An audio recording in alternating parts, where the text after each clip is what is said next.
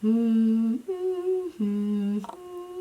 you excited for your new Outschool course but no one has signed up? Are you baffled because you think you have a fabulous Outschool course but no learners are there? So if you have done all of the things to optimize your class listing, then you are wondering, what else can I do? Well, this, my friends, is the video for you. Today I am sharing how you can self-promote your Outschool classes for free on the internet.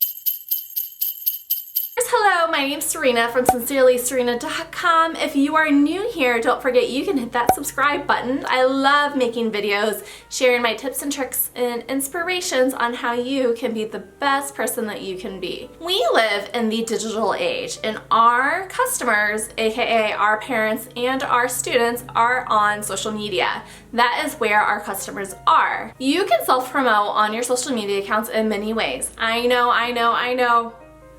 Outschool takes 30% to help you promote your classes in Facebook ads. But just know that that 30% is not only going towards Facebook ads, it's also going to administration fees, your Zoom fee that you have to have when teaching, as well as some other, backstage things that we do not get to see. Oh, okay, so let's talk about Facebook ads. Totally forgot this. Facebook ads.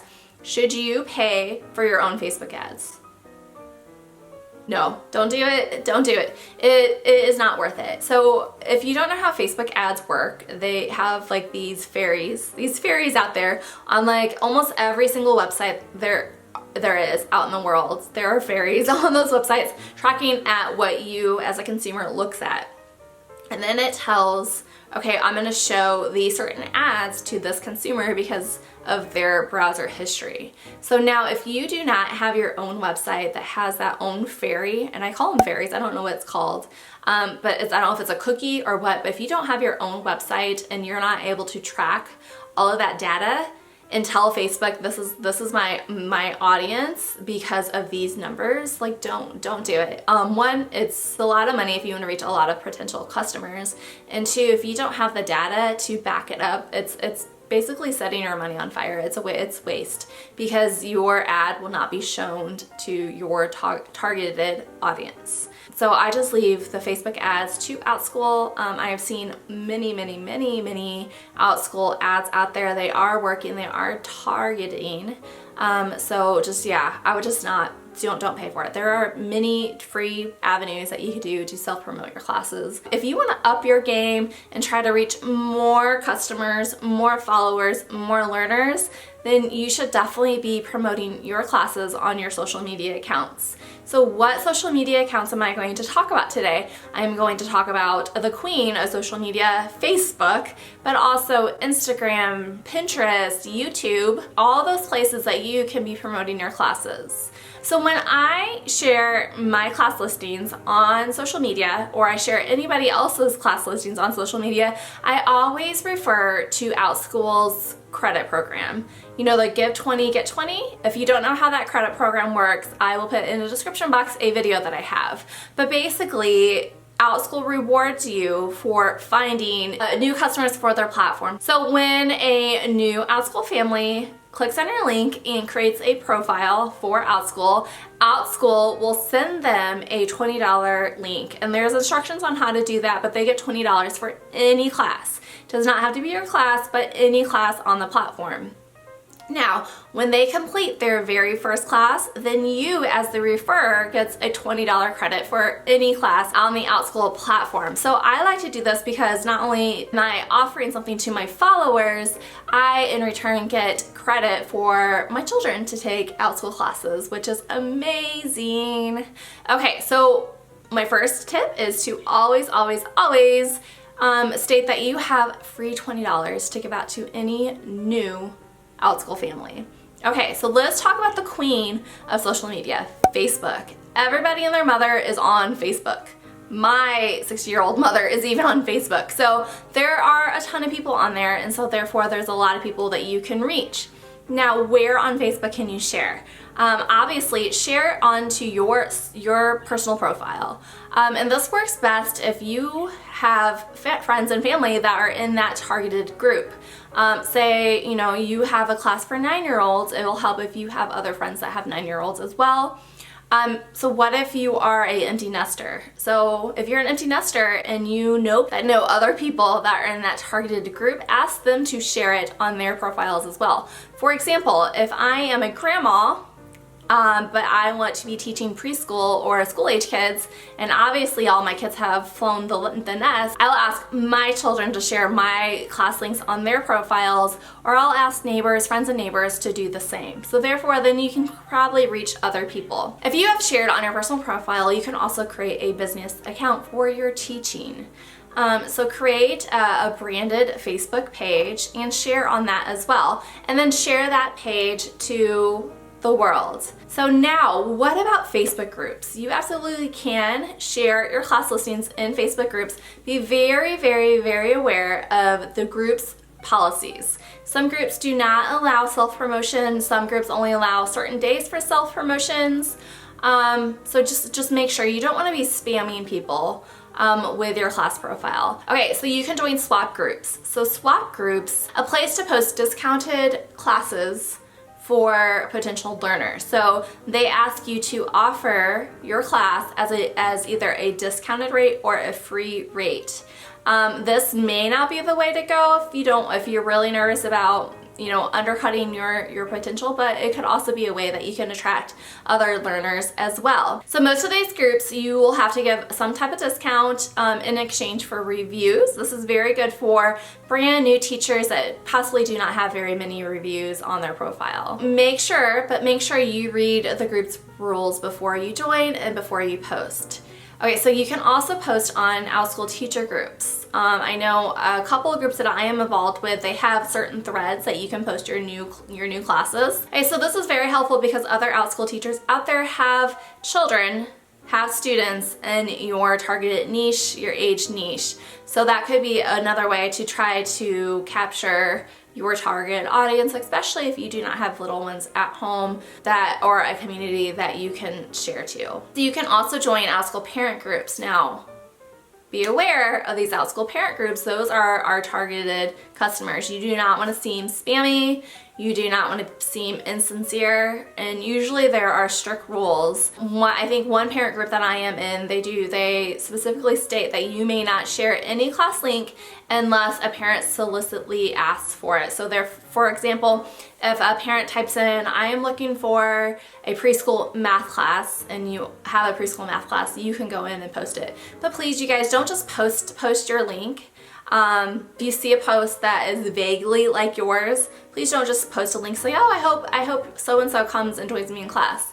Post a sincere, thing. Say, hey, I know you're looking for this. I can adapt my class for them in this way. Please let me know if you have any questions. I would love to try to figure this out. So that's more of a sincere reply than just blind posting your class link as well. Bottom line with these Facebook groups, know the group rules. You do not want to seem spammy or swarmy or icky in any way. Okay, so another favorite social media site that I love to post on is my Instagram. If you are not a follower of mine on Instagram, go follow me, and you can click on my profile and see how I kind of advertise my classes. So I love Instagram because unlike Facebook, Instagram, you can reach more strangers on Instagram. A way to reach strangers, that sounds really funny. Let's get strangers. So a way that you can reach strangers on Instagram is to open up a business account. So a business account will help you in a couple ways. Not only will more people will be able to see your profile and your post, but you will also get to tap into Instagram's analytic tools. You can see the age of your audience. You can see when your audience is actually on Instagram and what type of content they're responding to. So you can kind of do an action plan on that. So how does Instagram work? Instagram is a social media tool just like Facebook, and it has the algorithm that you have to contend to. So I would not just open up an Instagram and just blindly post your classes and that's that. There's an art to being found and liked and create a following on Instagram, and that is basically be a good community member in your niche.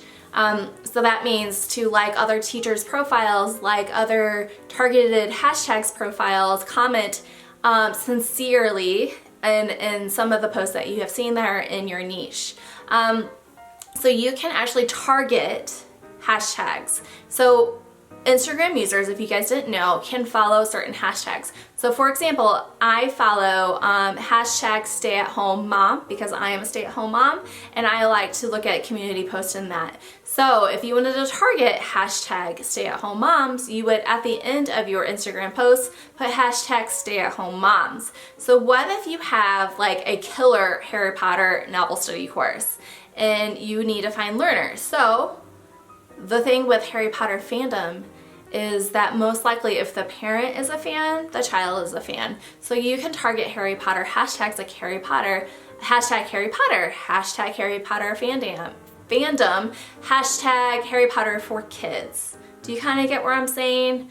You want to target your hashtags. So some things that you can keep aware of is your customer's age. So parents of kindergartners. So you can do like kindergartner mom, or you can do, if you have a preteen class, parents of preteens, like hashtag parents of preteens. If you have a fandom-based class, of course, hashtag the patootie out of that fandom. So like I said, Harry Potter, you could do all of the Harry Potter hashtags. There are thousands of them that you can do. Some hashtag research would really help you out in this case because you only get a certain amount of hashtags.